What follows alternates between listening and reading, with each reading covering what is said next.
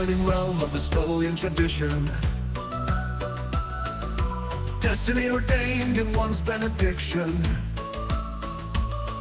In the Bendelora, the future proclaimed. Home of the Keeper, Estolia, 1976. One of the more humorous aspects of being keeper is the opportunity to teach men who are new to Estolia. Learning how to read the script with the help of their Caeli was always swift. Invariably, they would begin to comprehend what they were reading, and there would be a moment of self-consciousness. Eroticism enhances many of the capitulos and ensayos. Kings and keepers and their Caelis all share their most intimate experiences with anyone who wishes to read their words. This is one of the defining characteristics of Estolia. Many modern scholars believe that this is one of our keys to success. Talking about these things helps Estolian men and women to make deliberate choices about their sexuality and provides them with an open frame of reference rather than one filled with innuendos. Nicodemus, Luciano Zaccharian, Capitulo 89. Dominic looked up when his brother came into his bedroom. He saw his brother's mischievous grin and wondered what his brother had been doing. I could only get 2. Gregorio said mysteriously. Number 80. He settled onto Dominic's bed and handed him a book. Get what? Dominic asked. I got Capitulo and Ensayo 80. He responded. But Dad's library is full of capitulos. Dominic pointed out. He looked down at the ensayo in his hands. It was the writings of Fleur Broussard Zaccharian, 80th Queen of Estolia. Have you ever read any? Gregorio asked him. He had a grin on his face, and one lock of silver blonde hair was obscuring one of his eyes. Dominic snorted. Capitulos are for acolytes to read. Check this out. Gregorio said to him. He opened up the book he was holding, turning pages rapidly until he came to one page in particular. He passed it over to Dominic. Dominic began reading. After he read 3 columns of script, he felt his face turning red and an uncomfortable tightening of his groin. He glanced over at his brother and saw that Gregorio was grinning knowingly. He started to laugh at Dominic's expression. Is this for real? Dominic asked, frowning down at the explicit description. Yeah, all the capitulos and ensayos are like that. 2 brothers resigned to a life lived alone. Celibate single lovers forlorn. Sidestepping destiny. 3 days later, the 2 boys were reading together in Dominic's room. Dominic settled his forefinger over one symbol and looked up at his brother. He abducted her. Who? Gregorio asked. Kedaro, he abducted Fleur. Dominic flipped back a page and started to read again. It says here that Kedaro was the only one with Fleur's brother when he died. Do you think he killed him so he could abduct Fleur? Gregorio was reading next to Dominic by this time, and he said slowly, I don't think he'd kill anyone who was good. Just pirates and bad guys. He waited while Dominic turned the page. They both read avidly. Gregorio said, There, see? She says she loves Kedaro. Dominic wasn't sure about that. He read through to the end of Fleur's story of abduction and seduction. Was she coerced to remain with Kedaro due to circumstances? What's the big deal, Dom? Gregorio asked. Dominic pointed out one of Gregorio's earlier observations. Why did it bother you to learn that Kedaro had several bedmates before he met Fleur? He gestured to the capitulo on his brother's pillow. Gregorio got a dark expression on his face. Every queen of Estolia has been pure, but most of the kings haven't. That's a double standard. Double standards are bad, according to Cousin Raymond. Dominic's eyes strayed to the words in the ensayo in front of him. Abducting is bad too. Well, I'm not going to sleep around. Gregorio said suddenly. I'll be as pure as my Caeli, and if I don't see an aura, I won't marry at all. Dominic could barely take his eyes off the symbol in the ensayo. Abducted. He had to wonder if other queens had been abducted. Was that the typical way they did things? Was it only Fleur's trouble with the language that made her expose what happened all along? I don't think, Greg, that I'll ever marry. What if Deity makes us abduct women when we see their aura? I don't want to ever be like Kedaro. The two brothers were both lost in their own personal interpretations of the books they were reading. Two brothers resigned to a life lived alone, celibate and single, lovers forlorn. Two brothers resigned to a life lived alone, celibate and single, lovers forlorn.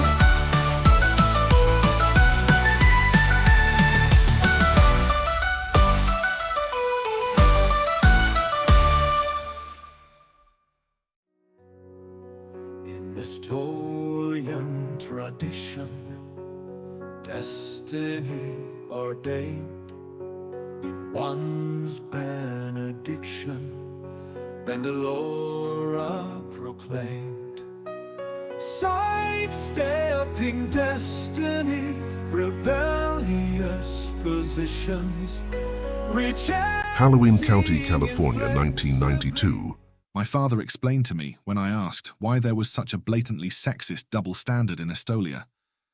Deity set the conditions of our great prosperity, and we are constrained to follow the promises that Zacharias made. In the face of all the blessings which we receive daily from Deity, we must believe in all Zacharias wrote. As such, women are asked to hold their bodies pure and aloof from the base lusts of men. Men, as the gender less capable of that level of self-control, are given the constraint to seek a woman who is pure when they are 30, and to avoid that same purity prior to their 30th year. It is not perfect, but from my reading of the ensayos, it seems to me as if the daughters of Estoliana once wed do not feel as if the dichotomy is onerous or unfair. Gregorio Mortimer, Zacharian, Elder Essay. Halloween County, California, 1992. Dominic scrolled back to the beginning of the page he just completed, trying to evaluate his writing with an unbiased eye. As usual, during the creation phase, it felt as if he was creating prose that was perfectly worded. But when he read it, he could tell that there were problems that would need to be corrected. He read it again. A contradiction. Brother. Lunda ran over to where Isol lay face down, halfway in the surf. Flinging himself to the packed wet sand, he rolled his brother over onto his side and then pounded his mid-back. A spluttering cry accompanied a protest. Not so hard, Lunda. His brother coughed up some seawater before flopping to his back on the sand. The tide comes in, Isol, Lunda told his brother. Can you rise? One lid opened and gazed blurrily at him. Yes. He coughed a couple more times and then wearily rose to his knees and then his feet, only to be almost knocked down again by the inrushing tide. The two brothers staggered up the beach away from the waves before stopping, exhausted. Where are we? Isol asked. Lunda looked around and then shrugged at his brother. The anchorman foundered. We are alive, and no longer conscripts, this is what I know. Isol followed his brother above the high tide mark and then grinned weakly as he glanced down at both himself and his brother. We are also naked, brother. We will be in trouble if others see us exposed like this. It is a good thing, then, that I am an humble fisherman, and have seen more than one naked youth in my time. The grumbly sound of a voice speaking the language of Palmyra spoke from a short distance away. The two boys looked towards where the voice emanated and saw a man not unlike their father in age and stature. Dominic frowned. It was the penultimate paragraph that had some kind of flaw. He could not function without an assistant to help him proofread and correct his writing. He rubbed his eyes, feeling the strain of working for a solid hour without a break. He saved the file and then closed his PowerBook portable computer. He patted it fondly, pleased with his new technology, as well as his newest novel set in the era when the Mediterranean Sea was called Centrath in Estolia. He picked up his copy of the Words of Zacharias, the only capitulo without a number attached to it, and ran his forefinger over the Estolian script describing the events leading up to Zacharias saving Estoliana. Dominic's current novel flickered into life when he read the part where Zacharias expressed the gratitude he felt when the captain of the anchorman spared the twin sons of a pirate. Once he had the spark of inspiration, he spent several days jotting down the storyline that came to him.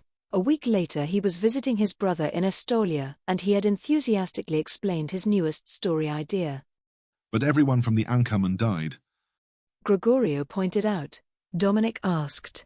How many times do the records speak of individuals washed up on Estolia's shores, given up as dead by their relatives, only to be saved? Is it inconceivable that some of the crew from the Anka Moon somehow washed up on the shores of Palmyra? They had debated his latest premise before Gregorio had the final word. I am certain, Dom, that I shall enjoy your newest novel as much as all of your others, whether or not it could have happened. Dominic closed his copy of The Words of Zacharias and carefully put it back on the glass-enclosed shelf. His thoughts turned away from his brother and his newest story, and moved on to the new assistant he had hired. He should have tried to find a male assistant to help him. That was the only way to be sure he would reach his goal of lifelong celibacy. But this applicant had excellent qualifications and seemed like she would work out better than his prior assistant. He had called her former employer to check on her references. The woman told him, "Jasmine is one of the most dedicated workers I've ever had. She notices little details that everyone else misses.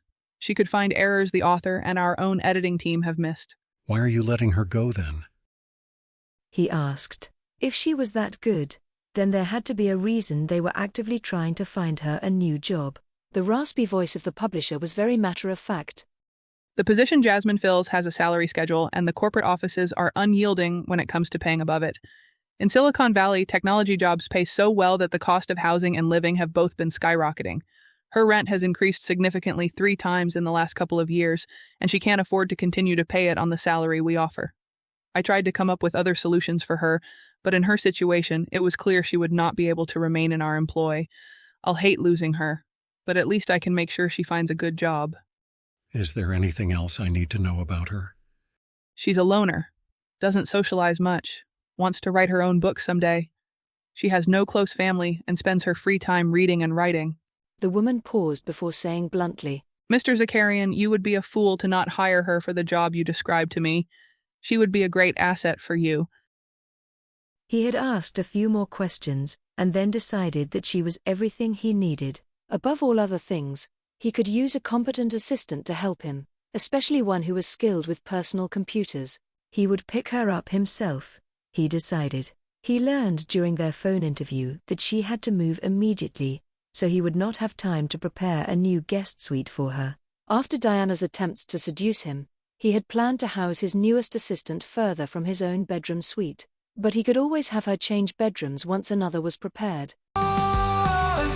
Sidestepping destiny, rebellious positions, rejecting inflexibly all of the traditions.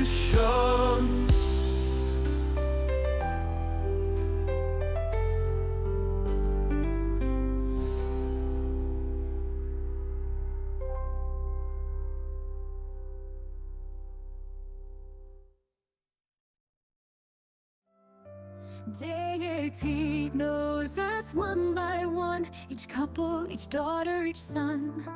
The framework of the capitulos, our path, our future, our action shows. We will go into the world, our faith is strong and our beliefs are true. Within us the flag of Deity unfurled, because we know what we must do. One day Shania asked me, "What is the greatest of all blessings for Estolians?" I explained that the consummation of a union upon a man's 30th birthday was seen to be the greatest of all blessings. I finished my explanation. For the man willing to keep the promise that Zacharias made to Deity the very instant he is able to do so, it is said his blessings will be the greatest of all. She pointed out, "I have known Feldrum 6 months. Antania keeps his soul, and he is a man blessed to have her. I know he was willing to keep the promise of Zacharias, but he was unable to do so. Many of the men who are now wed to the captives from the Osafino were beyond their birthday. Does Deity punish them, give them fewer blessings?" I loved Shania more then than I think I did before. I did not linger long on the answer to her question. It is, perhaps, a measure of a man's desires and intentions. A man who would keep the promise but is not given the opportunity until later in his 30th year is not denied those greater blessings. Deity sees within us, knows our hearts, and rewards us accordingly. Tremaine Antimonius. Capitulo 11. Dominic swiveled in his chair and picked up the ensayo that had so profoundly affected him as a youth. It was the primary influence in his decision regarding how he would approach romance, matrimony, and having his soul kept.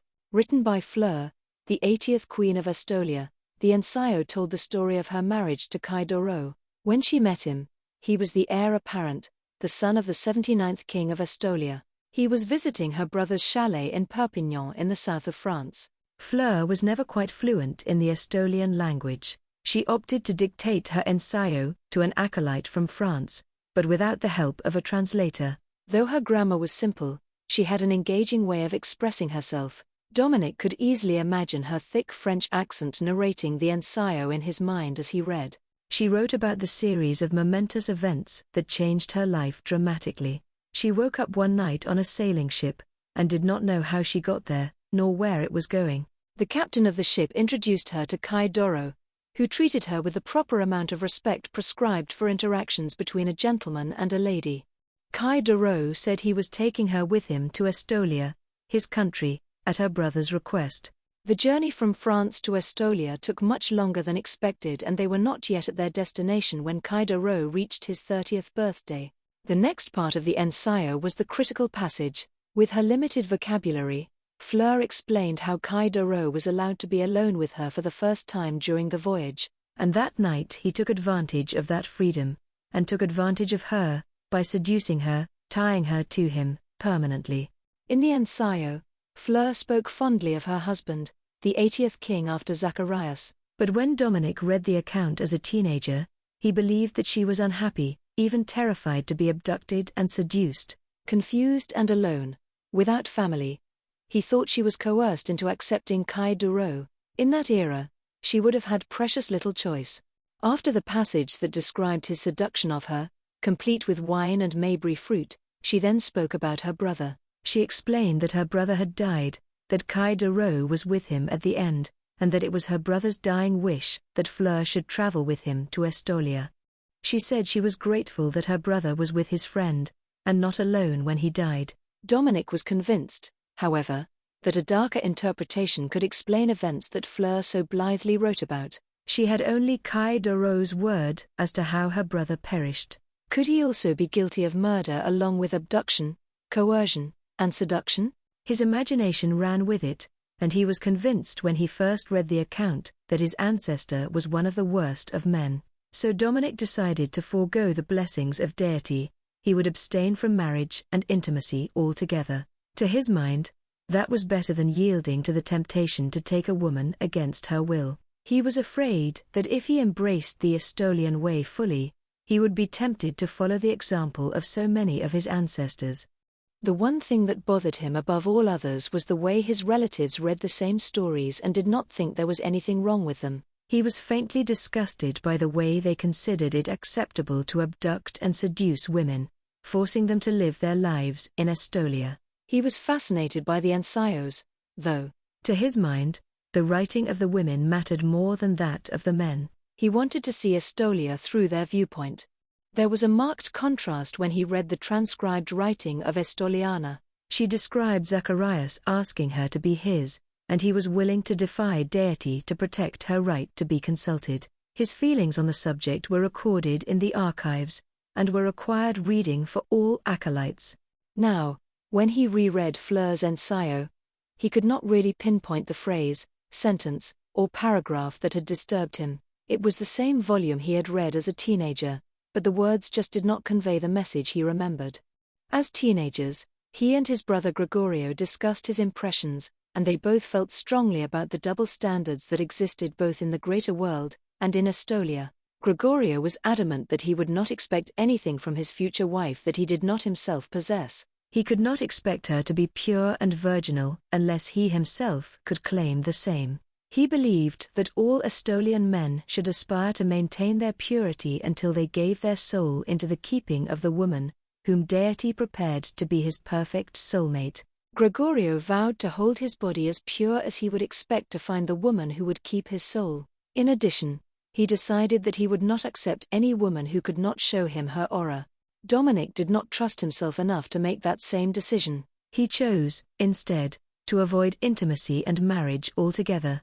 The men in the Capitolos always seemed to end up forcing their will on the women they met. He did not wish to force any woman to accept him, and, as he saw it, the only way to be certain was to make it his goal to never marry or be intimate with any woman. Our place, our land, we know all that Deity commands. We feel the blessings granted us, sons and daughters of Zacharias. We will go into the world. Our faith is strong, beliefs are true. Within us the flag of Deity unfurls, because we know what we must do.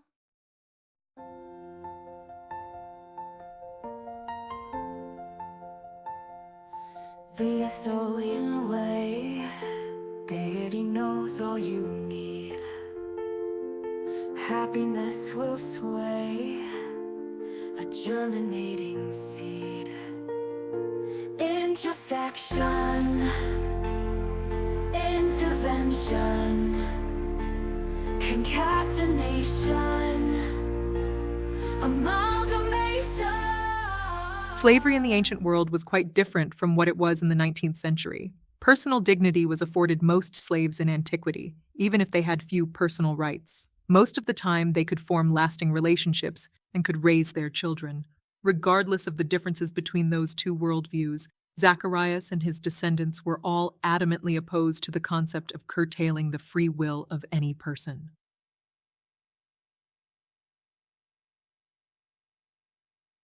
Meredith Zakarian, History of Estolia. Dominic Augustus Zakarian, Deity knows your heart and knows how giving your nature is, how grateful you are to have a wonderful brother like Gregorio, and you are to be commended that your heart is so pure in its love of others. Deity is aware of your concerns about the Estolian way and knows that you harbor doubts and have made decisions as to how you are going to live your life based on those same doubts.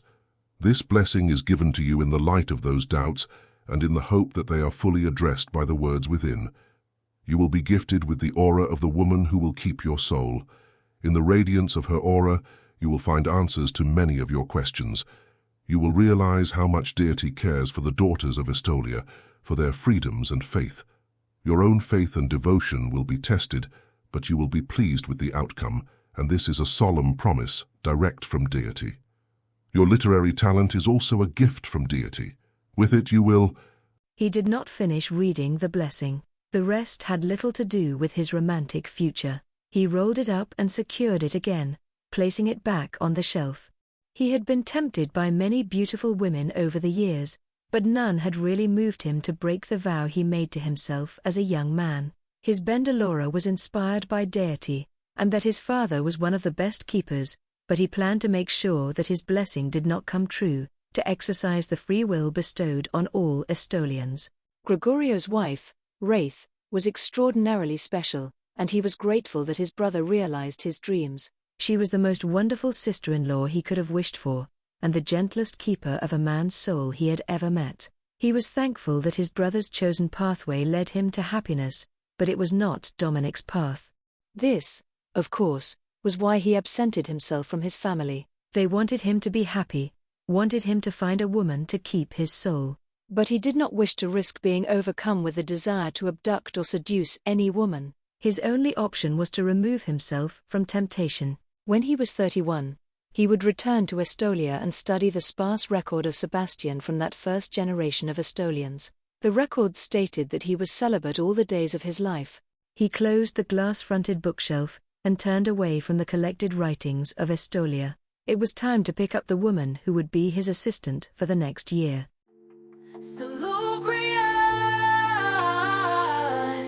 Introspection, intervention, concatenation, amalgamation.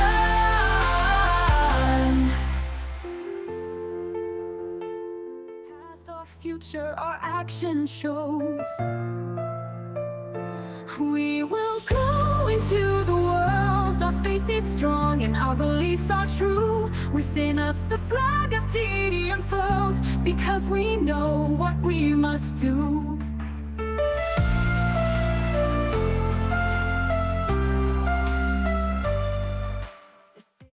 The religious fervor of the early half of the 21st century left many individuals feeling the need to choose sides in the raging debates. Nobody wanted to choose a side unwisely, to risk the multitude of projected destinations for the unfaithful in the life after this life, in Torazon. Perhaps the most deeply significant influence on mankind throughout the ages has been the need to secure continuance after death destroys the body. To know that death itself is not that annihilation of self that atheists proclaim it to be. This aspect of the human condition is the lever that men of great power and little faith have used to motivate the faithful to obtain eternal existence in the life after this life, often by spurring them to commit murder, suicide, patricide, and regicide in the name of their various faiths. The assassination in Hath was but one of those events that was pivotal in the chaos that preceded the culmination of the project. Lioness of Hath, on the partnership with Estolia, 2058. Jasmine glanced out the window of the small 6-seater airplane, and then wished she hadn't. Part of the metal for the propeller housing was rusted away. She closed her eyes, and focused instead on the reason for her journey. When her boss called her into her office, she hoped to learn that her request for a raise in her salary would be successful. The hike in her rent was going to make it impossible to afford to keep the job. But Monica's long face was even more mournful than usual when she told Jasmine that she just did not qualify for a raise in her salary. Even if her work was every bit as good as a junior editor, she only had the education to be paid as a proofreader. She did not expect Monica to solve her problems for her when she said, "I shall have to look for another job then." Monica picked up a newspaper on her desk and slid it in front of Jasmine, pointing to an advertisement circled in red. I thought you might be interested in this job. I'll hate to lose you, but if you must go, I want to make sure you are taken care of. The airplane coming to a landing jerked her out of her thoughts. It came to a halt next to a small building. She climbed out and was instantly enchanted by the forest surrounding the small airstrip. The pilot quickly slung her luggage to the ground, and then said, "I'll be off right away."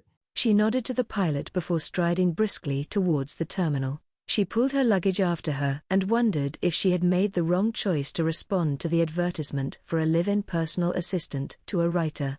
There was no going back now, though. Everything of worth that she possessed was gone, stored, or in her suitcases. The terminal was sparsely furnished and nearly vacant. A silver-haired man folded up a newspaper and tucked it under his arm as he approached her. "Jasmine?" he asked. She nodded. "Mr. Zakarian?" "Yes, but please call me Dominic." Taking her suitcases and leaving her with her carry-on bag, he led the way out to a dark green car in the parking lot. After he stowed her suitcases in the trunk, he opened the passenger door for her and then closed it politely behind her once she was seated. "Thank you for agreeing to help me," he said. He drove with expertise on the twisting country roads. "It is about a 40-mile journey to my property. It will take an hour to get there." "You did say it was remote," she pointed out. "Indeed." They drove in silence for a few minutes, and then he said, "I wanted to tell you something of the situation before we arrive at my home. I prefer to be on a first-name basis with everyone. I hope it is okay for me to call you Jasmine, and I insist you call me Dominic." He had a faint accent. Despite his silver-white hair, while he spoke, her estimate of his age started to go down. Either he had always had silver hair, or was prematurely grey. "In addition to myself," he said, "and you two others live on the property. Helix and Alondra Kyrian work for me and are very good at what they do. Alondra is my housekeeper. She does all the cleaning and cooking. Her husband helps around the house as a handyman, a groundskeeper, a chauffeur, and any other odd job we can call up. They live in a separate cottage not far from the main house. They, too, will prefer you to use their first names." "That comes naturally to me." "Aside from that courtesy," he said with a smile in his voice, "I do ask that you allow me the luxury of treating you in all ways like a lady." She frowned and studied his profile as he drove carefully on the treacherous mountain road. What do you mean by that? Nothing to be alarmed about. He said with a quick glance towards her. I do prefer, if we drive anywhere, like now, that you allow me to open the car door for you, both when getting into and when getting out of the vehicle. It is not much, but I enjoy treating women to the courtesies of a bygone era. I think I can accept that. Excellent. You mentioned in our phone interview that you were fine working odd hours and that you had no intention of keeping much of a social life, so you would prefer to work when necessary and enjoy nature when not working. I remember you saying that while your home is remote, it is in a very delightful setting. She said. I believe it is truly one of the most beautiful places on earth. He sounded somewhat wistful. Changing the subject, he said. You mentioned that you do not have a passport. No, I have never needed one. She admitted. I should like you to apply for one. You will need a passport so that whenever I choose to travel, you will be able to accompany me. I will, of course, pay all the costs, and I do not anticipate you will need it any sooner than you could reasonably get it. After another long silence, he invited her. Tell me a little more about yourself. What is there to tell? She asked. I've lived an uneventful life. I graduated from a private high school 2 years ago and have been working with a publisher as a proofreader ever since. I applied for the job you posted because I couldn't afford the steep rise in rent on my previous salary. Did you leave behind a boyfriend? No, she said firmly. I haven't dated much. Will you forgive the question if I ask if you have ever been intimate with a man? He asked. She flushed, looking at him again. That's extremely personal. Why does it matter?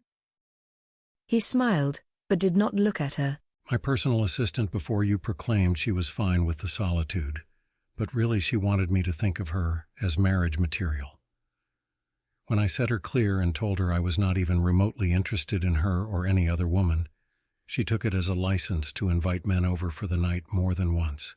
I honestly found the lack of quality standards within her so appalling that I decided I would not hire another woman who was planning to throw herself at me. Nor would I hire anyone who would bring numerous sexual conquests into my home. So, you reasoned that if I was as yet untouched, I wouldn't fling myself at you and certainly wouldn't be bringing home any strays? Something like that.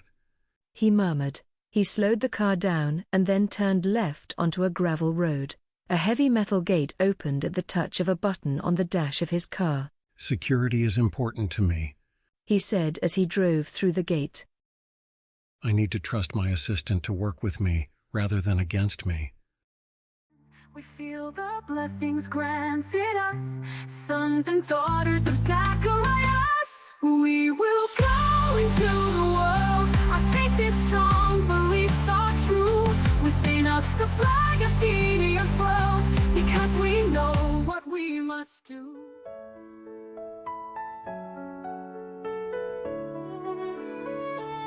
The brightest dawn, the most glorious sunset, to grace mine eyes, the beauty of 1,000 lifetimes all surpassed. In that one moment, when I stumbled unaware on the keeper of my soul. Max and I were always most fascinated by that earlier set of twins who became king and keeper. They were, by all accounts, the very best of men, and we wanted to be like them. I was curious when I saw Tremaine's account of the slave ship coming aground. I asked my uncle Antonio to clarify one specific point. Why would Deity give Estolians more boy children to increase the population? Do not girls make a better choice? His response, typical of the keeper, was enigmatic. There are more women born outside the faith who could embrace all it entails than there are men. Xavier Archimedes, Zakarian, Capitulo, 86. Once the metal gate closed behind them, they continued down the gravel drive for some time. The road was long but well maintained. It led into a steep-sided little valley and ended at a carport next to a small cottage and stable. He pulled into the carport, turned the car off, and then lifted one hand to get her attention. If you would allow me to get your door for you, he reminded her. He came around the car and opened her door. When he extended a hand to her, she thought him quaint. Perhaps he was as old as she originally thought, certainly in his 40s at least. Any younger, and she would not expect him to be so interested in courtesies of earlier eras. She allowed him to help her out of the car. "Welcome to my home," he said. "I hope you like it here." Is that your home? The first thing that she noticed was the overpowering sound of silence. At her previous home in Palo Alto, the sounds of people, vehicles, and the ever-present hum of machinery, cars, and electronic devices meant that there was never any true substantive quiet. She soaked up the blissful ambience surrounding them, and felt a peace she could not remember ever feeling before. To one side of the small valley, she saw what looked like acres of blackberries. A stable held a couple of horses while two others were frisking in the green paddock. One of the horses in the field sank to its knees and then onto its side with a grunt. She watched the horse roll on its back, legs in the air, clearly enjoying itself. Just beyond the paddock was the small cottage. She thought it could not hold more than 2 bedrooms. Is that your home? He asked. He shook his head. Helix and Alondra live there.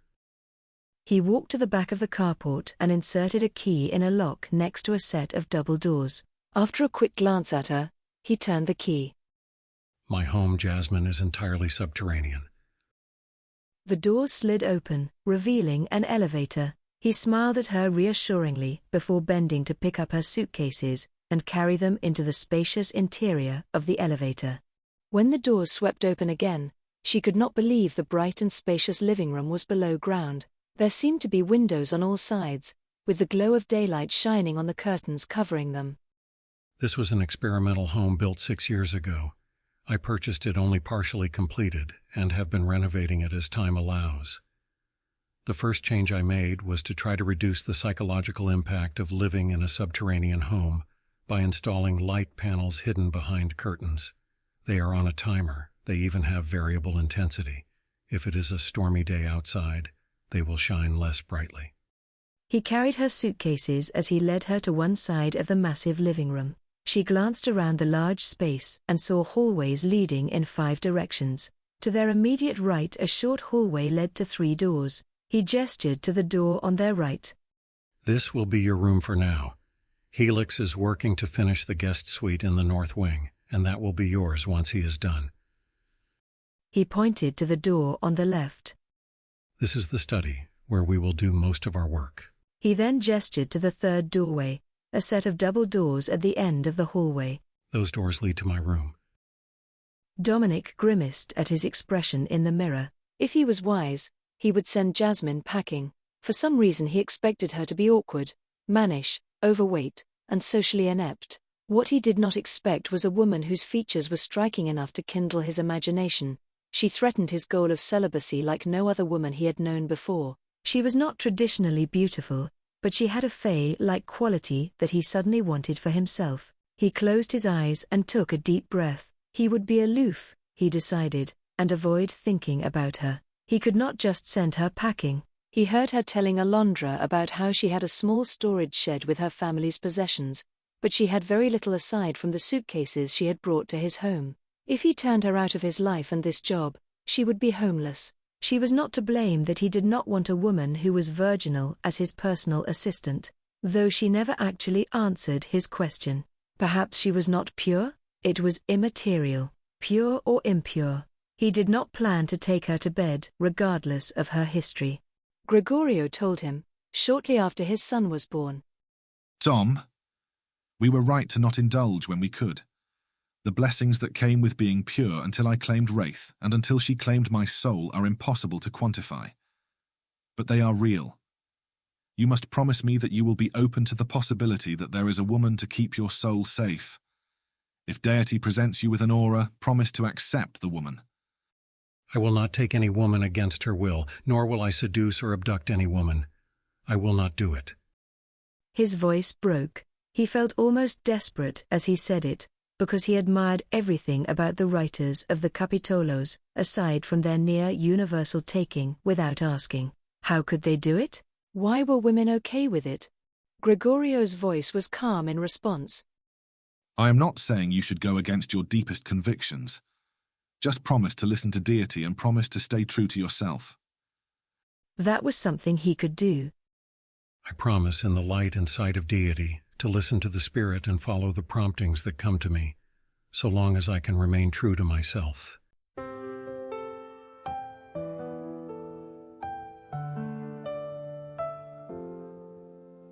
Magical melding, promises will be kept. Two souls welding, a connection to accept one glorious truth.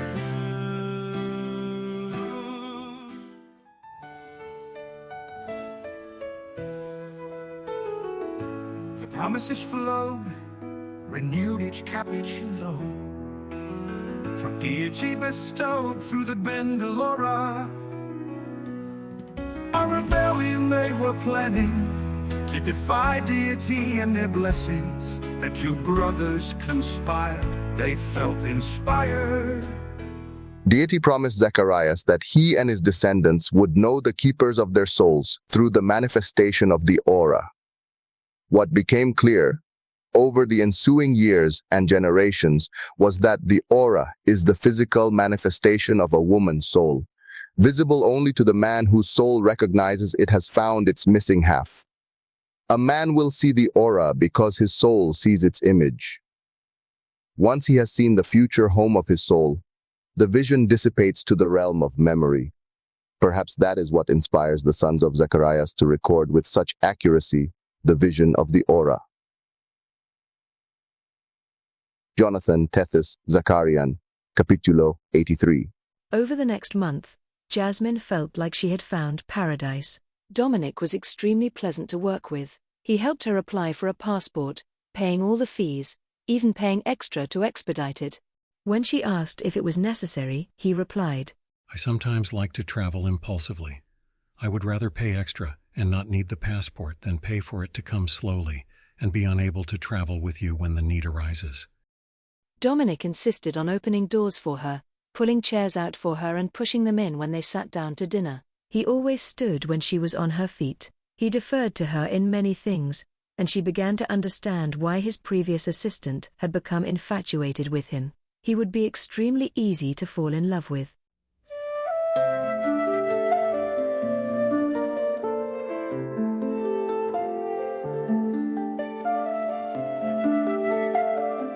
Helix and Alondra were a wonderful couple, clearly devoted to each other. They treated Jasmine like she was the lady of the house rather than just another employee. When Dominic was writing, they consulted her on matters regarding the decoration of the guest suite, or landscaping, or preferences for times and types of meals. About a week after she began the job, she and Alondra were outside picking blackberries while Dominic was deep in his writing. Alondra told her that they had a 23-year-old son living in their original country, doing what she called his acolyte year. It was a year, Helix explained, for the young men of their culture to learn about their history and religion. She and Dominic worked very well together and she enjoyed her work immensely. Often in the evenings, she would relax in the living room, and Dominic would put on soft instrumental music and relax with her. He had a television in the study but rarely watched it. He used it mostly to review VCR tapes of documentaries as research for his books. He wrote historical fiction, swashbuckling adventures of pirates and plunder in the Western Mediterranean. When she asked him about his target audience, he admitted that he had readers who enjoyed his books living in many countries, but that he wrote to please himself more than anything. I enjoy the challenge of writing in English, which is my second language. I chose the language used by the majority of my readers. I will be 31 in a little over a year. At that time, I have plans to do more serious, scholarly work, but for now I feel like indulging my desire to write fiction. He walked over to an immense map of the Mediterranean on his study wall. He touched the southern coast of Spain before tracing the islands just south of Barcelona. This is Estolia, he said, pointing to one of the islands. My home. Estolians around the world read and enjoy my work. He spoke lovingly about his nation. She learned during their evening discussions that his older brother was married, and he and his wife had a baby son. I am working to finish my latest novel so that we can visit Estolia in the next couple of months, he said one evening. My cousin Zeke recently married, and I am anxious to meet his new wife, Keterin. She was kidnapped last year, and it took nearly 3 weeks to rescue her. I have heard she is a most delightful woman. She is already expecting their first child. I would like to visit before she gives birth.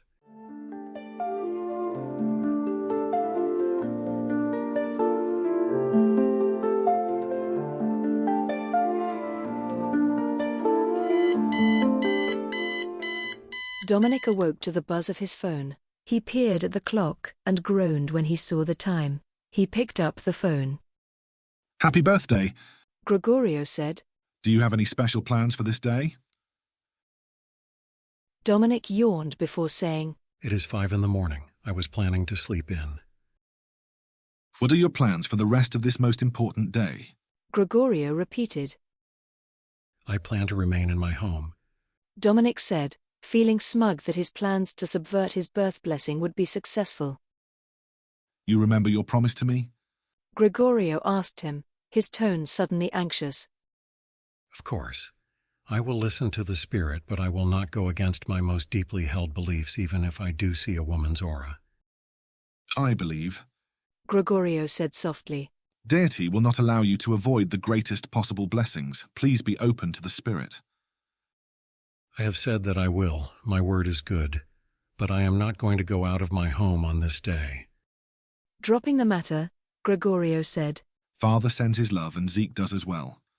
We will be available throughout the day and into tomorrow, if you need us. After he hung up the phone, he recalled the wording in his blessing at 18. It stated he would see the aura of his Kaylee on his birthday, and that he would be reassured about the Estolian way. He closed his eyes and tried to revive the dream the phone call had so rudely interrupted. In it, he was preparing to know the deep and abiding pleasure of possessing Jasmine. It was unfair that he was taken out of his dream at just that instant. His dreams, particularly about Jasmine, were as close as he would ever get to possessing any woman. Jasmine, she was enough to make a man forget his promises. He would need spiritual guidance and some obstacles in place if he wished to continue in his chosen pathway. He picked up the phone and called Derek Caldecott, the pilot for the West Coast division of Estolian Industries. Derek answered after several rings. His grumpy tone reminded Dominic that it was early in the morning. What the hell do you want?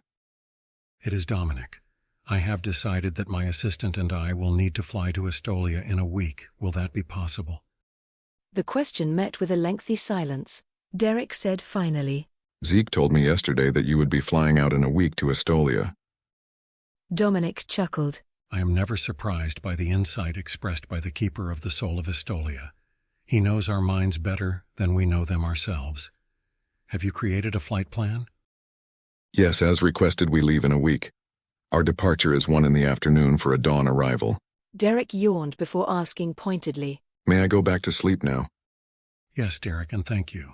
Dominic hung up the phone. After a deep sigh, he got out of bed. He had a sense that the day might be less straightforward than he had planned. Nothing was certain when Deity was involved. After showering, he glanced at the clock. Only an hour had passed since his brother's call. He stared at his reflection in the mirror, trying to see himself objectively. His hair was the color of platinum, nearly pure white. It made him feel as if he was invisible. He spent some time each day exercising in the lower level of his subterranean home, but he had to admit that he did not have the most toned body. He looked at his chest with thin wisps of nearly invisible hair, making him look like he was not only out of shape but blurry as well. He felt the flesh next to his belly button and remembered something one of his college roommates used to say. If you can pinch an inch, you're fat. He stared at the inch he was pinching and then shrugged. If he was never going to try to impress a woman romantically, then the only reason his weight would matter would be his cardiovascular fitness. With that thought, he prepared to shave. His beard would be invisible if he let it grow, but he preferred how his face felt when it was clean-shaven. Idly, he wondered if any of his cousins spent their 30th birthday evaluating how they looked. He snorted at that. Of course they did not. They spent the morning of their birthday, if they could wrangle it, in bed with the woman who would keep their souls. As he left his room, he noticed the study door was slightly ajar. He pushed it open fully, and had to pause to blink at the brilliance of the morning sun shining into his study. It took a second or two before he remembered that the study, like his entire dwelling, was subterranean. In fact, it was still pre-dawn, so it could not be sunshine. It was Jasmine. The impact of her aura hit him, bringing back all of his youthful fears about the actions of his otherwise honorable ancestors. When he thought back over the 6 weeks he had known her, it was clear that Deity was preparing him to accept her as the one woman who could keep his soul. He told himself resolutely that he could ignore her aura. He did not have to act on it. He laughed inwardly at himself. He could no more ignore that radiant glow than he could ignore the promise he made to his brother. He would proceed cautiously and pray for strength from Deity to keep her wants and needs at the forefront of his mind. He would not seduce her. He turned away from Jasmine and poured himself a cup of coffee. Every nerve in his body urged him to face her, to drink in the image of her entire body enhanced by the glory of her aura. Now she was no longer just pretty, but was instead a vision of loveliness. He took his time preparing his coffee.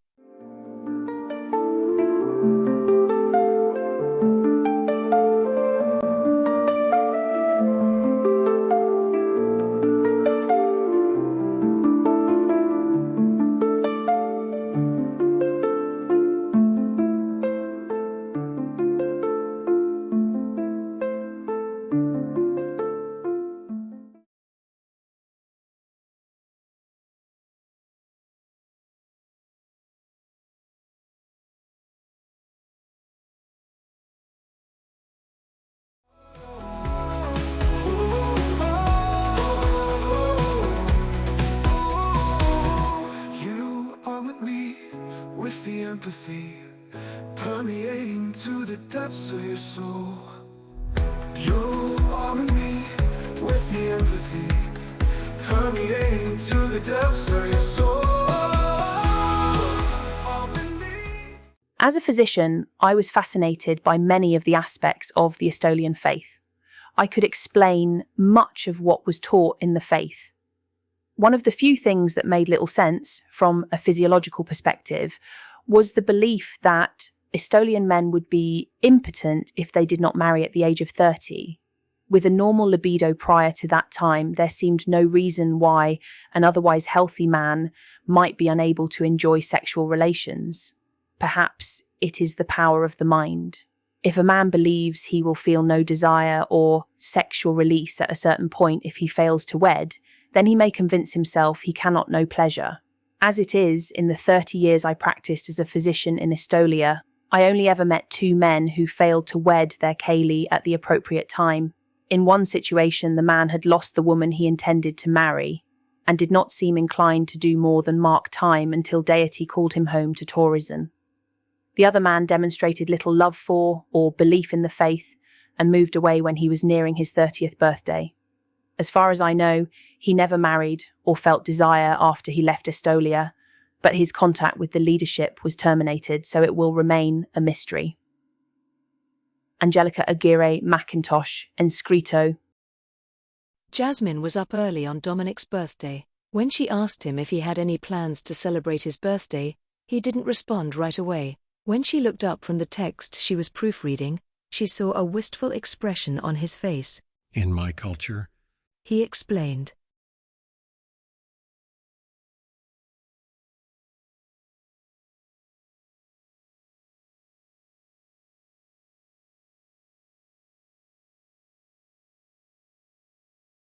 Originally he told her they would spend the day working together on his latest chapter. I feel as if something is not working right, and perhaps if we work together, you can help me to see what it is that I must change. She always enjoyed waking up early and returning to his study to whatever task she left the previous day. Once he joined her that morning, he told her that it was not, after all, a good day to work together on his writing. Instead, he suggested that she continue the task of organizing his notes into some semblance of order. Over the course of the morning he seemed distracted, distant at some times, and other times unnaturally focused on her. His strange behavior continued, with long, searching, hungry looks. Just after dinner, while they were working in his study, she finally asked him, "What is it, Dominic?" He did not ignore the question or pretend she was imagining things. Instead, he came over to where she was working and sat across the table from her. You are a very beautiful woman, Jasmine. His voice was husky. She could feel the heat of a blush and remained silent. You have no response?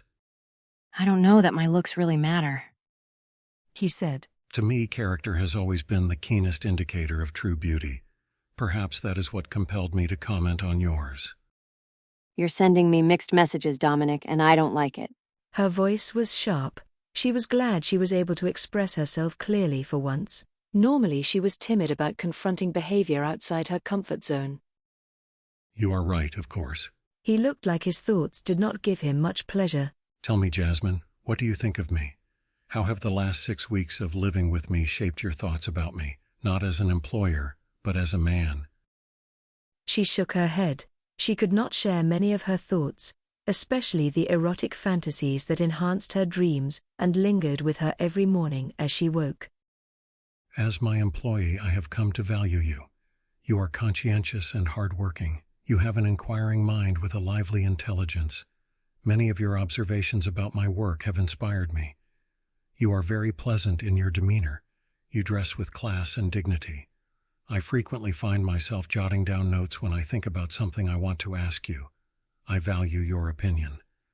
In short, you are worth much more than I am paying you.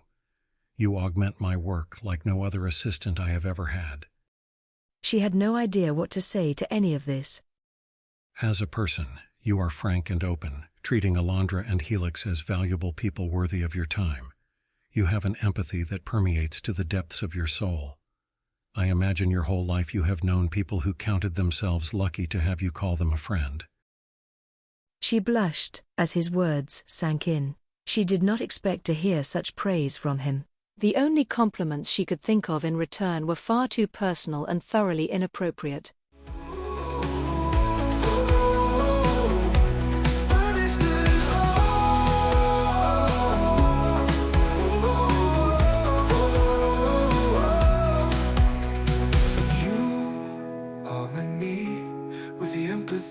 Permeating to the depths of your soul.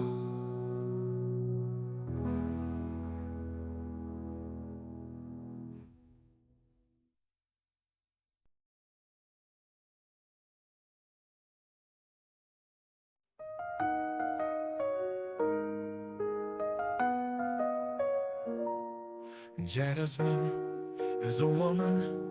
You move so gracefully, poetry in motion. Your qualities define your soul.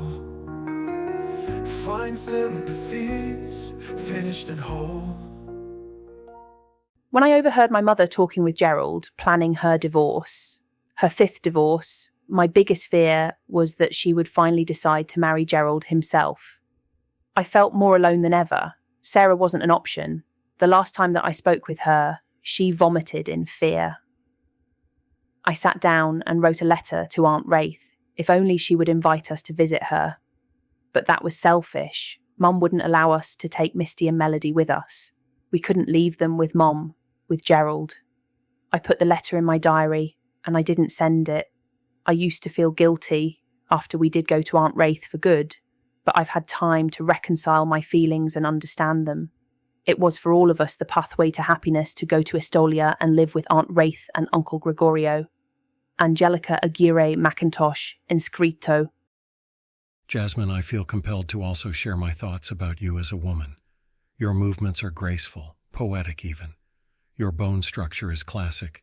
You will be beautiful even when you are 80 years old. You, my dear, also have an exquisite body.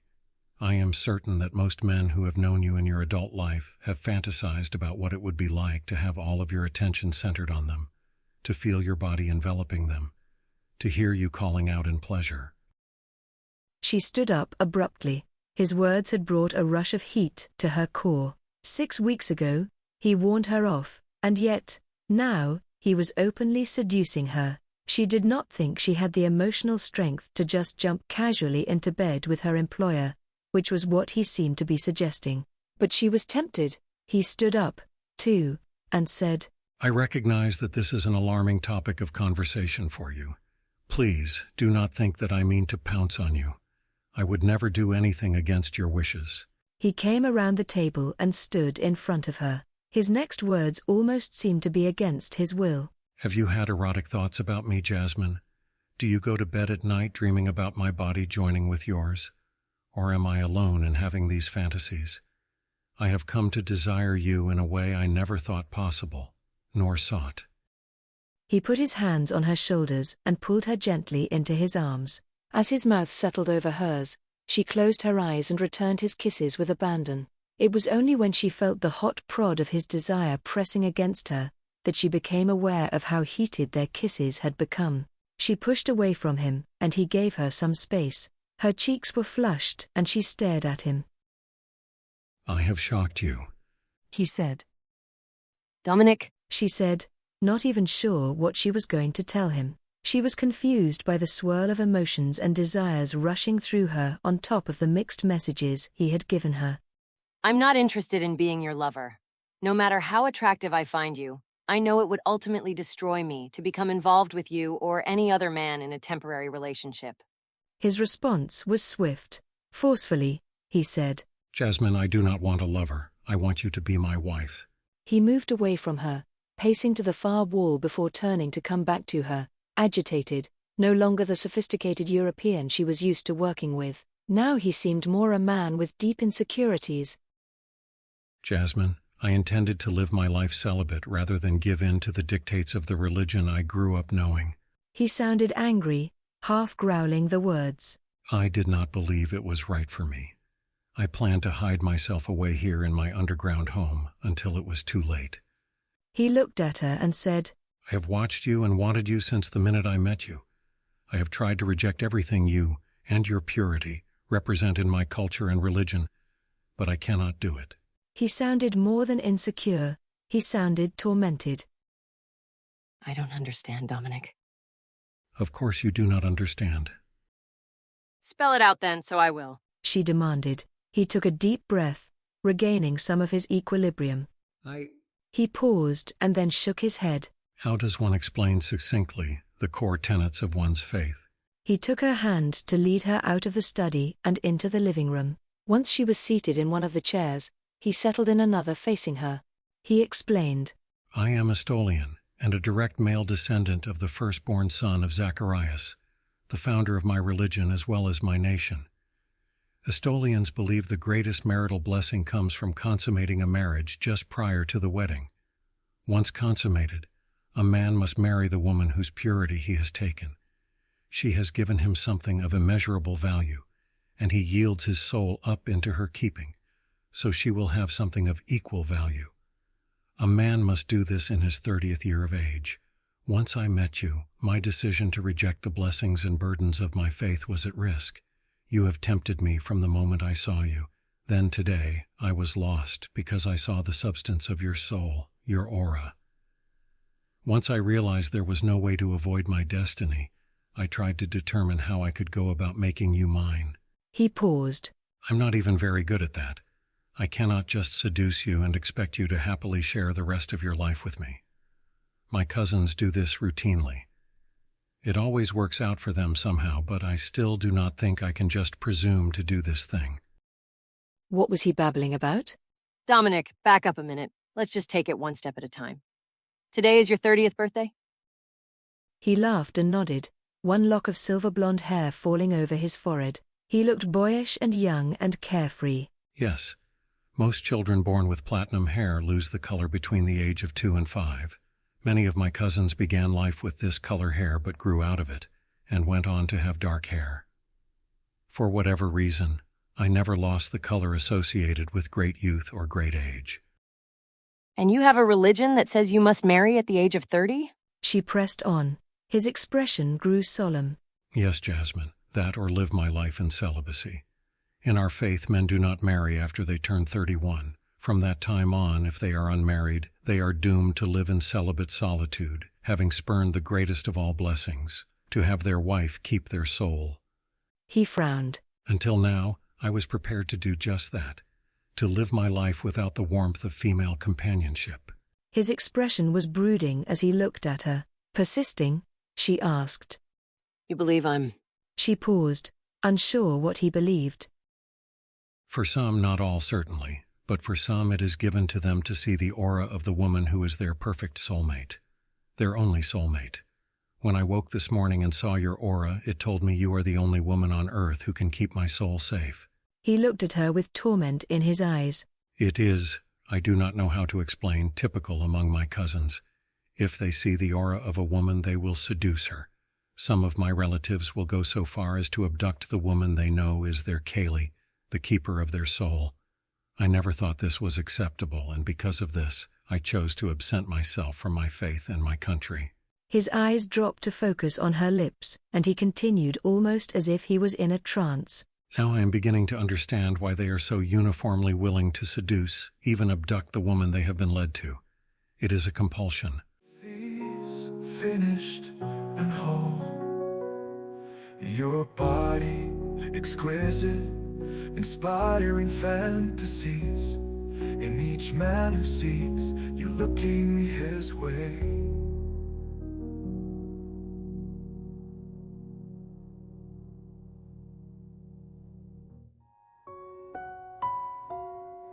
Where all our trust reigns supreme, all of our fears defeated, our benefits tremendous. The compulsion is one of the ways Deity influences and enriches the lives of the sons of Zacharias. When a man meets his Kaylee, he will feel compelled to place his soul securely within her keeping. She will feel her own compulsion to take his soul, to keep it safe, to be an active part of the critical exchange that is the foundation, the very bedrock principle of the Estolian faith. Dominic Zakarian, Essay, The Compulsion. I don't know what to say, Dominic. You asked me what I think of you as a man. She moved towards the study, pausing to look back at him. He watched as she walked away, but when she stopped, he approached her as she spoke, as if he was moving against his will. When I first met you, before I got a good look at you, I thought you were 60, or even a little older. Once I really saw you, I realized you could not be that old. So then, I thought you were a young at heart 45. While age really should not matter, it did. You were too old for me. More than twice my age, or so I thought. But that did not make me stop thinking about you, about your wonderful nature. You pamper me and always treat me like a lady. You too have a wonderful mind that I find stimulating. Your turn of phrase is intriguing. When you speak, your accent is like molten gold pouring down my spine, arousing me. I feel a rush of heat when you talk with me. When I allow myself the luxury of thinking about you as a man, I consider you extremely attractive. I even wonder what you look like undressed. I imagine the feel of your skin under my fingertips. She picked up one of his hands, turning it over, tracing the lines on his palm before her eyes met his. From my first night here in your home, I've fallen asleep immersed in fantasies of your hands on my body. And when I wake, I am always frustrated by the way my dream has, yet again, been interrupted.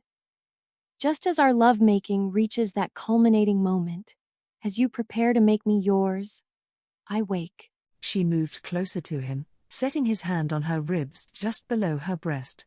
I've never slept with a man, but I have been frustrated every single morning that just when you are ready to possess my body, I wake up, deprived of the feel of your body entering mine.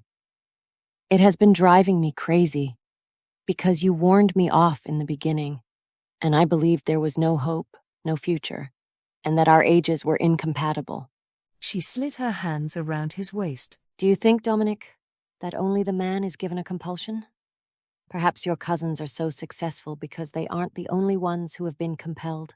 He kissed her, pressing his body against hers, the feel of his mouth over hers so exactly like the dreams she constantly had since she arrived. She felt as if she was reliving a real event that had already taken place. He pulled back to look at her, his eyes half closed. Jasmine, will you be my lady, my wife, my everything? Will you take my soul and keep it safe? I will be what you want and need me to be. She assured him. It was suddenly, gloriously okay. She needed Dominic in a way that was far beyond her understanding. He took her hand and turned with her, leading her to his bedroom. He began unbuttoning his shirt, his eyes on her. As he finished, she tugged at the sleeves, dropping the shirt on a nearby chair. She lifted her hands to the warmth of his chest, stroking the sparse blonde wisps of hair, his firm masculine nipples. His pulse was frantically beating in his throat. She leaned forward to kiss him over the spot.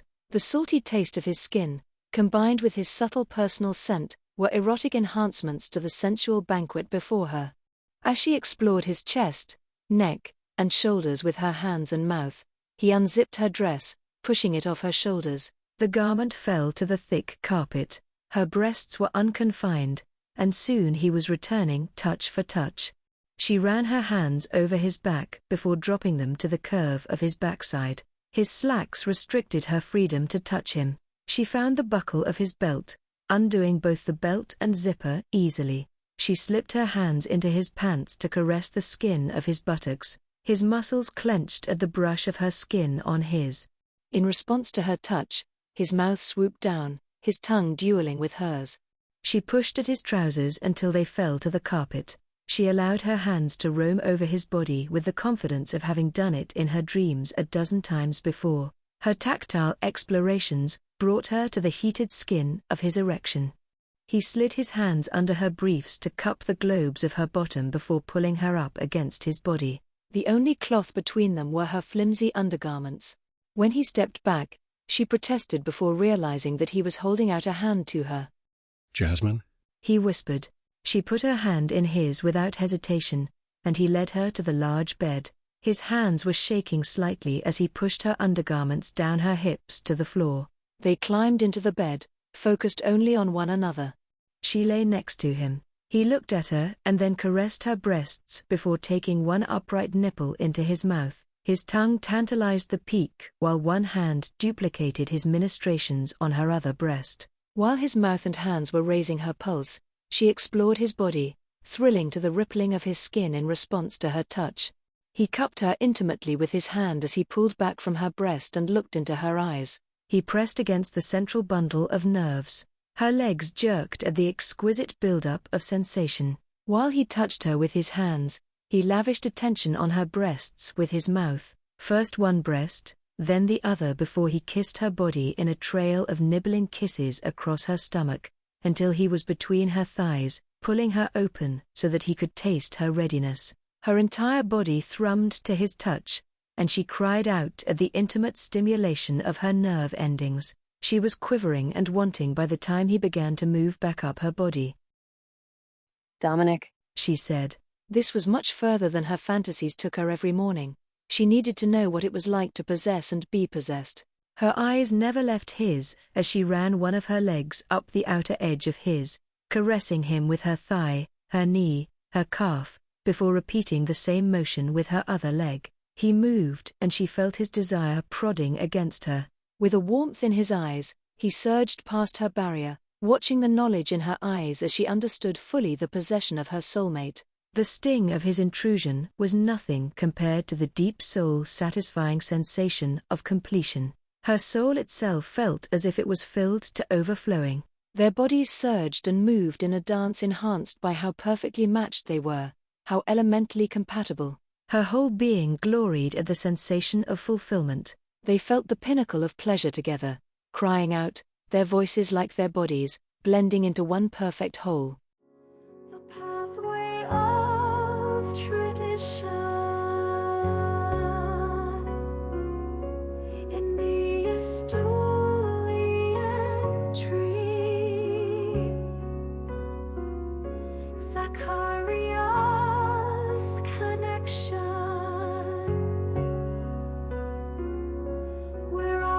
Trust reigns supreme.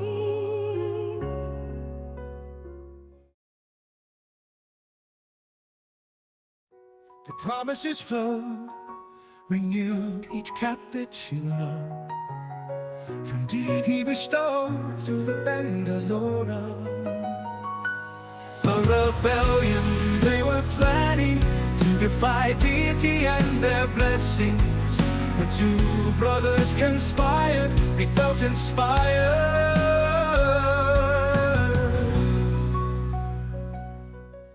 I was once asked about the differences between the Estolian faith and other religions. To me, the similarities seemed more striking than the differences. Most religions provide strictures as to how the righteous should live, and the rewards they will receive after death. The major difference is that, to an Estolian, the rewards of faith are not some ephemeral prize to be collected and enjoyed only after death. Instead, each Estolian expects to feel the rewards of living the faith throughout their lives and on into eternity in Torazon. We are encouraged to focus on the promised blessings of this life and to live it in accordance with the faith, so that joy will walk with us every step of our typically long and eventful lives. Nico Zakarian, Mastery Summation. Jasmine listened to the steady beat of Dominic's heart as he slept. What would be the result of the physical relationship she had jumped into? She had been attracted to Dominic and curious about his body from the time she entered his home. She felt a sense of destiny when he explained some of the things that influenced his life choices prior to meeting him. She did not fully understand everything he told her, but the most important facts were that he was only 30 years old, and that, if she agreed, he was planning to marry her.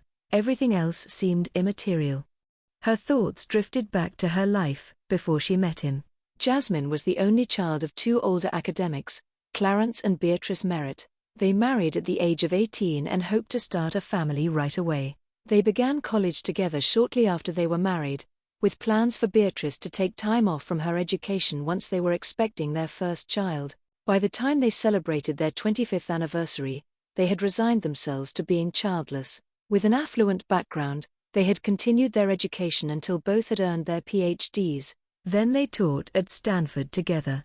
Her father taught sociology, while her mother taught English. They were shocked when, on their 28th anniversary, they discovered that they were finally expecting a child. Her parents were both 47 years old when she was born. She was raised in a very stifling environment. Her schoolmates had family lives much different from her own. They had siblings and younger parents. But, by the time Jasmine was preparing to graduate from high school, both of her parents were ready to retire. Jasmine also spent most of her time with her parents and their friends, who were all older professors. She had been described as both mature and immature by her teachers at the private school she attended. She was able to interact with adults and older individuals with greater ease than with her peers. She also was perceived as a snob by her peers, with her advanced vocabulary. But she refused to change the way she spoke just to fit in. She did not feel that it made sense to use many small words, when one big word conveyed exactly what she meant to say.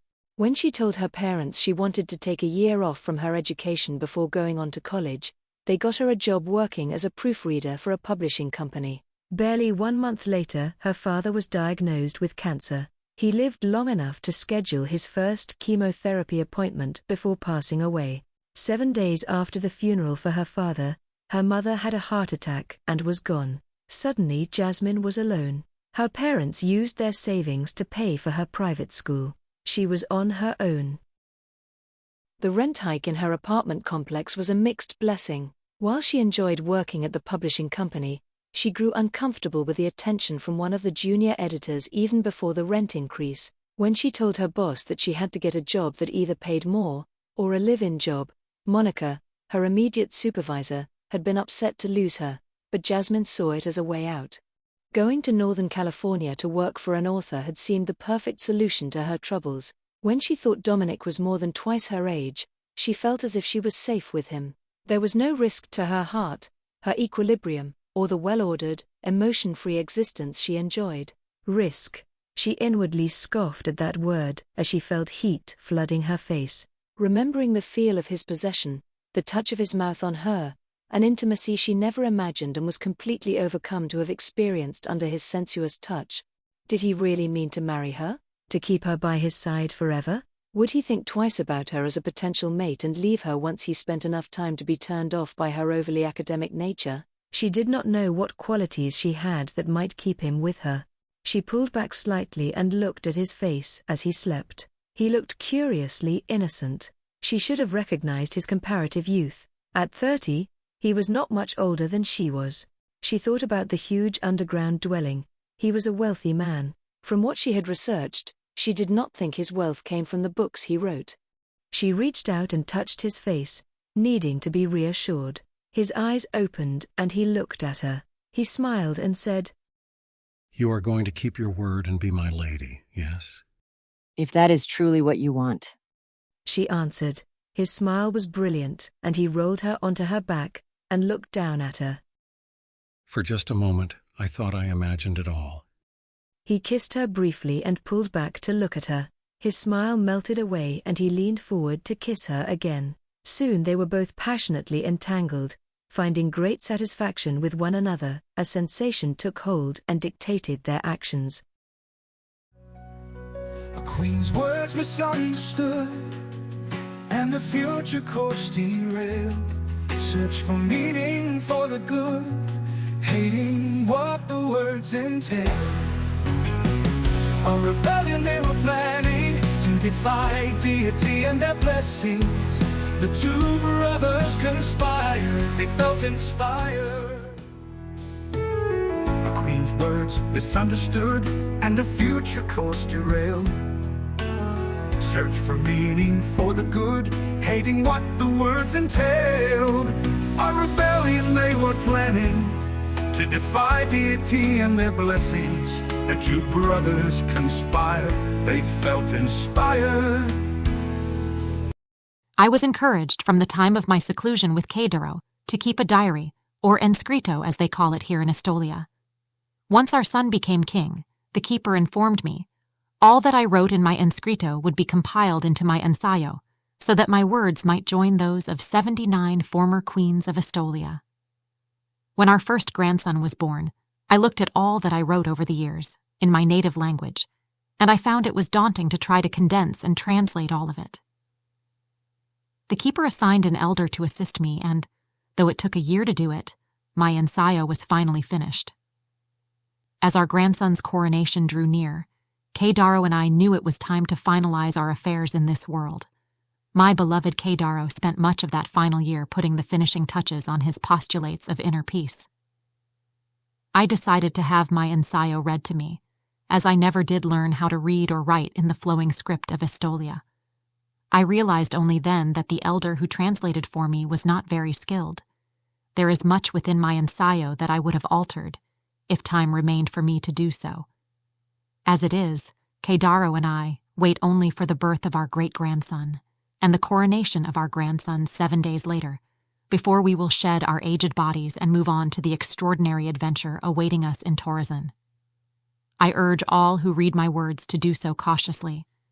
Do not infer emotions and seek deep significance from what you read within. Know that happiness and joy walked with me all the days of my life. Fleur Zakarian. Postscript to Ensayo 80. The digital clock proclaimed that it was nearly 2 a.m. Dominic thought about making love to Jasmine, remembering the event as one of the most exceptional in his life. In spite of their inexperience, it felt as if every move and countermove was choreographed to give them the greatest pleasure, and demonstrate how fundamentally matched they were to one another. There was no awkwardness, only pleasure in each other. He was convinced that Deity guided them, ensuring that their memories would be almost as glorious as the actual event. Now that his soul was so safely within Jasmine's keeping, he had the freedom to look back on, and marvel at, the restraint his father had exhibited when his youngest son stated that his intention was to live a celibate life. If his son declared himself willing to forego this exquisite experience, he would want to shake him. His father had allowed both him and Gregorio to declare their intentions to depart from custom and tradition. His father understood how Deity worked, how powerful the allure of the aura, and how strong temptation could be. He had faith that both of his sons, as descendants of Zacharias, would experience the unutterable joy of finding their Kaylee and placing their soul within her keeping.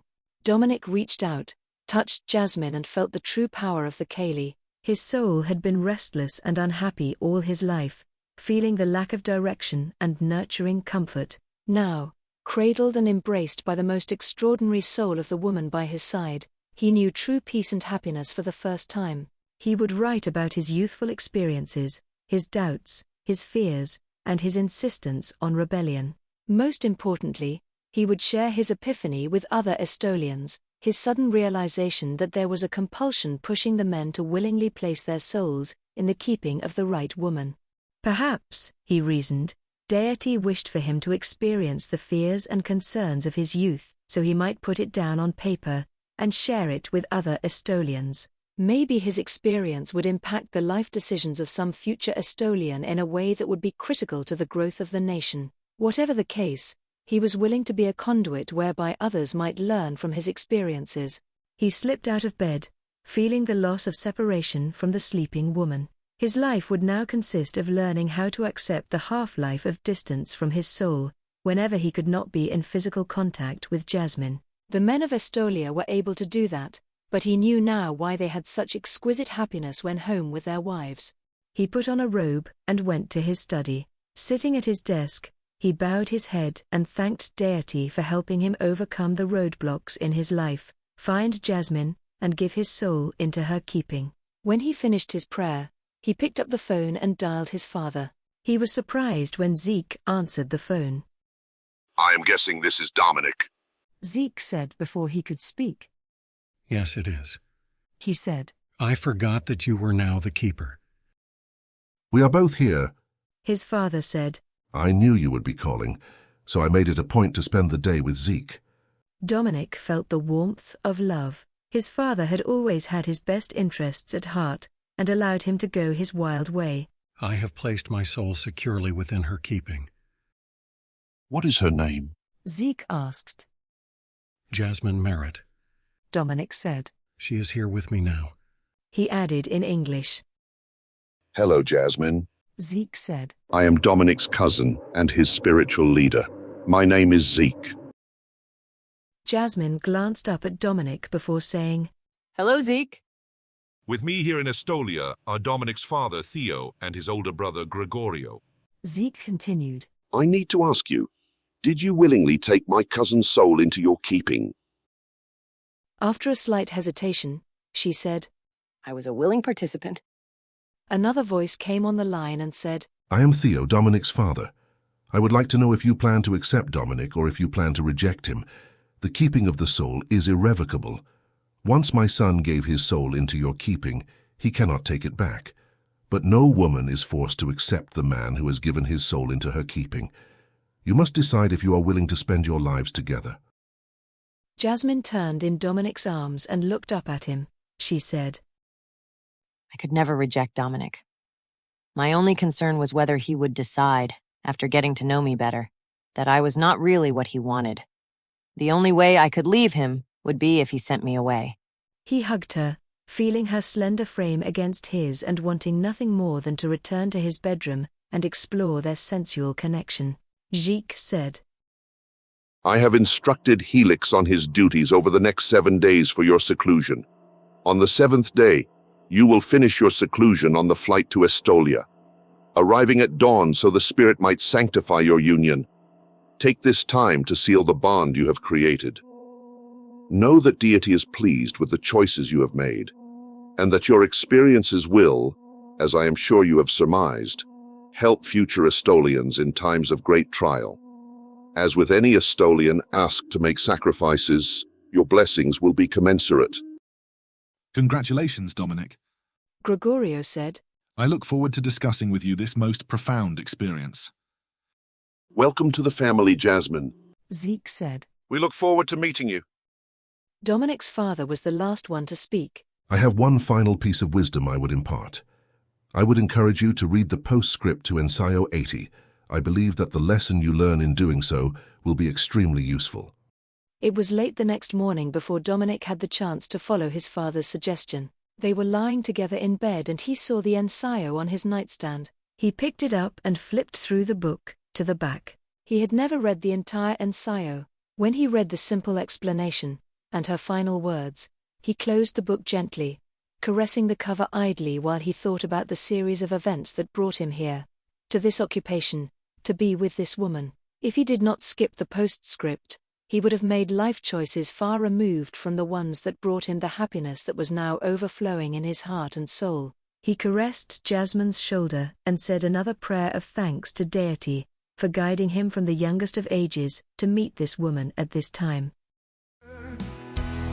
The joy of discovery, the revelation, the words of the postscript, his people's redemption.